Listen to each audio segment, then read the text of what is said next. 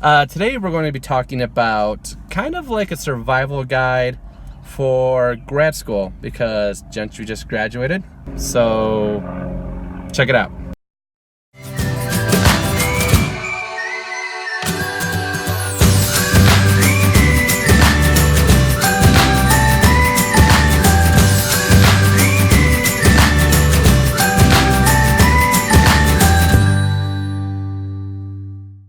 Hey everyone, welcome to Counselors and Coffee. Woo woo. Yay! This is from the Coffee Cabin here in Colorado. And we're back with the amazing Gentry. Hello. One last time while she's in Colorado. Yeah. But another week. maybe I'll travel to Washington sometime. Yeah. Or if you come back here. It'll be fun. Yeah. Instead of sunshine, there will be rain. I love rain though. Gentry, how was your school experience? It was amazing. Hard. Probably one of the hardest things I've ever done. Mm-hmm. Which counseling will probably be that. So in a few years, Yeah. I'll probably say that instead. It's a good practice for the actual field. Yeah. I loved my professors. I don't know if everyone can say that. And I developed some amazing friends that I will be lifelong. Mm-hmm. And I think that's been the best part about it. And also getting to sit with clients too. Yeah. What would you say was, let's start with the good. Okay.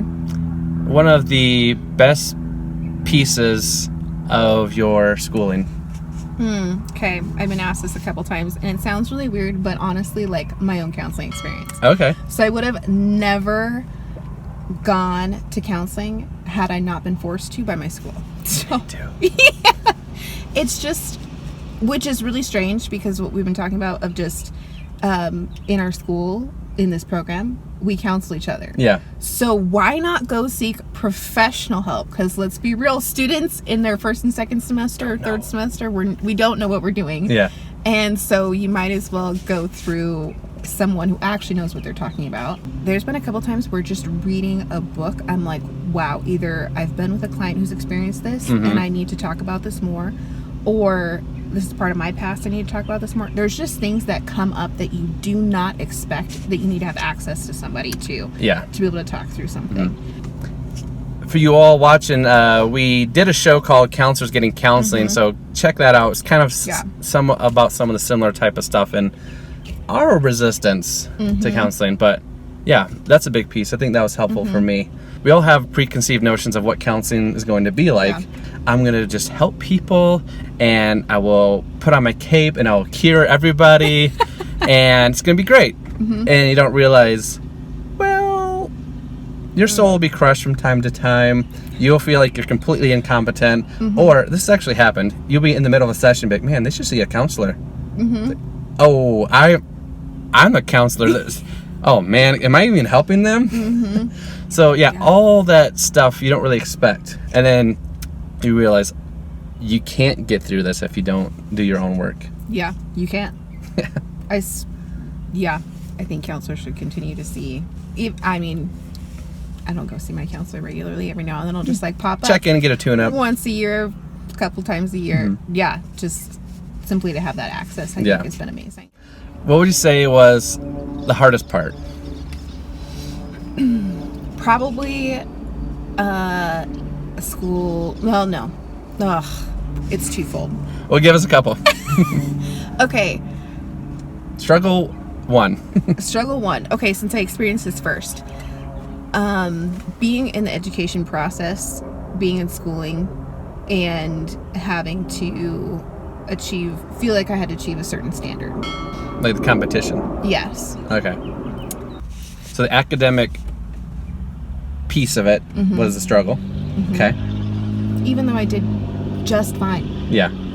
I just let it play into my head a lot. Yeah. Yeah, I was never, and we talked about this. Yeah. I was not good at school either. I was really good to be able to just kind of do what I need to do to get by. Yeah, there's that, I should be doing better. I should get an A. I should. Anyone who's taken assessments, I thought I was going to fail that class, and I got an A. Spit that out. Because yeah, it's so hard.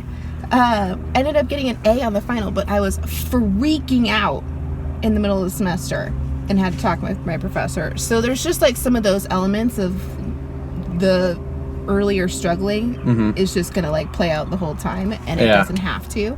Second hardest thing about grad school was probably sitting with clients during practicum. So my school had practicum, and then we had internship. Okay. So practicum was like the introduction, and I did them a year apart. My very first client, first day of internship, in his 60s. That's different. Yeah, it is. Yes, it is. To have somebody, and I've had this question multiple times, like, do people look down on you for being so young? And it can happen. It happened at times with this client, but I didn't let it play out in our relationship. It's all about you in practicum, and it shouldn't be all about you. Where in internship, you're like, whatever, just made a mistake. I can own that, and let's move on, or let's talk about it. Where in practicum, you're just constantly worried about yourself, and it really kind of impedes what's going on. One of my tips for a survival guide would be, I worked in my program and school and internship. You did. And I think having to parse out those chunks of your life is great practice, because when you get out of school, you have to work, you have to try to carry on a social life, you have to do continuing education. Like, there's a bunch of stuff you have to do, and the self-care piece, like, you have to be intentional about that. But kind of doing that in school with doing all those extra things and work, I think is a great practice. If you can somehow get your foot in the door, part-time or something, working for an agency, I think that will help flesh out whether you want to do this or not. What's something else, what's the tip you would give to some people who are in the program, thinking about getting into the program, or struggling with the program? I think one thing that we talked about previously, like if you're in the program, make sure you're in the community of your program. They're easy to be a part of, but it's harder for us to initiate being a part of them. Just like taking that step to put yourself out there and to like network with your professors. So be intentional. Yeah. Don't be passive with it. Okay. Because it's only there for a season and then it's gone. And even if you're outside of the program looking in, go talk to a counseling professor and see if it's for you. If you know somebody at a school, or like go meet with them for coffee, pay for coffee, and just, right? Pretty much. Or watch this channel. Yeah. I don't know if that's necessarily a tip, but networking. No, I think it is. It's not just a job thing. It's a personal pursuit. Yeah. Well, I think it's a huge tip. This is good because you're fresh in the school realm. I've been out for a bit, so I totally forgot what you said. Well, I heard what you said, but I forgot about how important it was to intentionally seek counsel from people that you're surrounded by. And that's exactly why I love doing this show. And then in the master's program, you're all struggling together. There's some competition, but still, you're all struggling together. You can, oh man, this is really hard with this, reading this book. Yeah, for me too. Why? And you can just, you have that community to talk about, and you have access to multiple professors to pick their brains. How would you do this? Well, in practicum, this is a struggle. What should I have done? And you could, it's like taking a step out to get all that. Whereas when you're out of the program, it's like don't take it for granted, because instead of taking one step to get that, it's like you have to take 5 steps. Soak it up as much as you can, the wisdom and information you can get from the people around you, because once you get out of the program, that community's gone. It's a lot harder to get that. Anything else that you want to get out and say, tips, helpful things that really made a difference for you to get through? Well, not just get through with excellence, because you can get through anything, but to get through well. I think you mentioned the self-care piece a minute ago, and that's actually a really frustrating thing for me.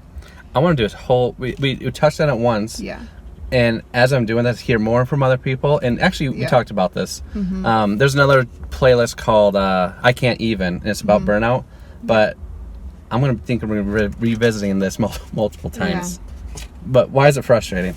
I think because it's so stressed in every single class that you take in counseling in grad school. it didn't feel practical. Yeah.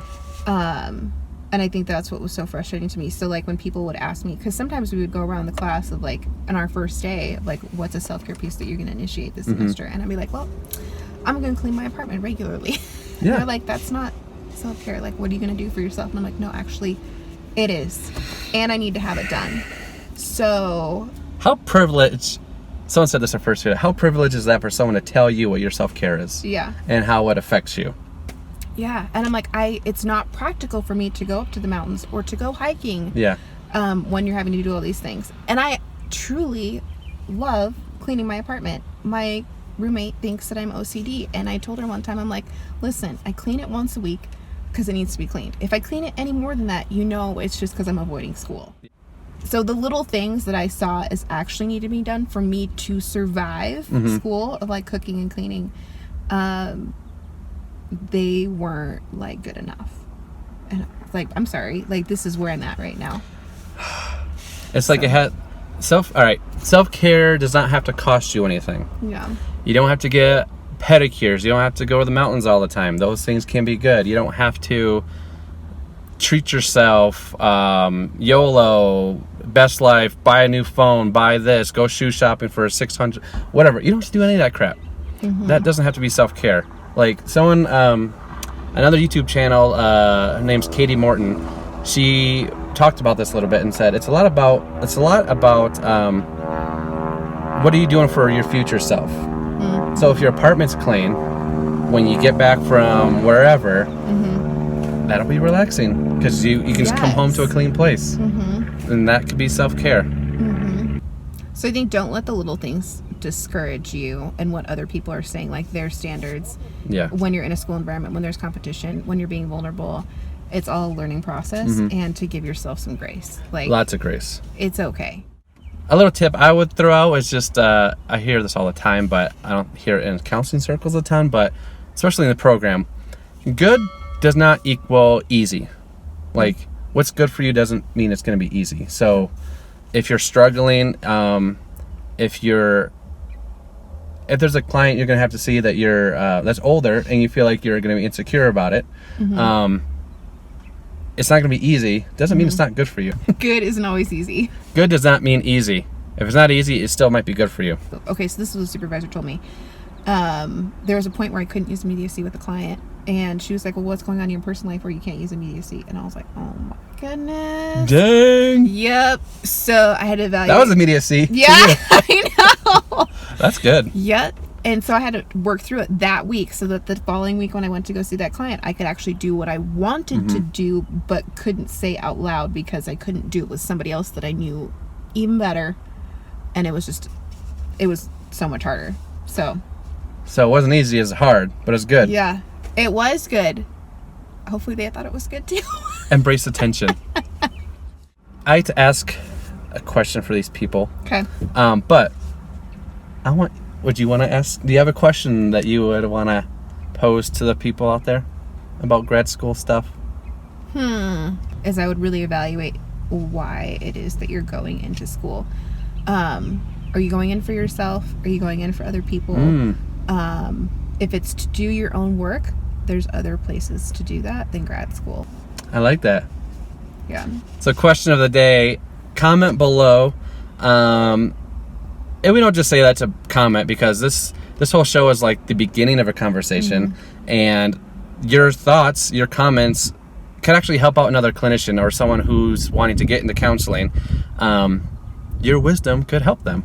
So comment below, you answer the question of why is it that you're going into this, or why is it that you want to do what you're doing? Cool. Yeah. Well, this was a hootenanny. Cheers. Awesome. And thanks for watching. See y'all later. And we'll do this another time. Yeah. Sometime. In Seattle. Yep. It'll be fun. Deuces. Bye.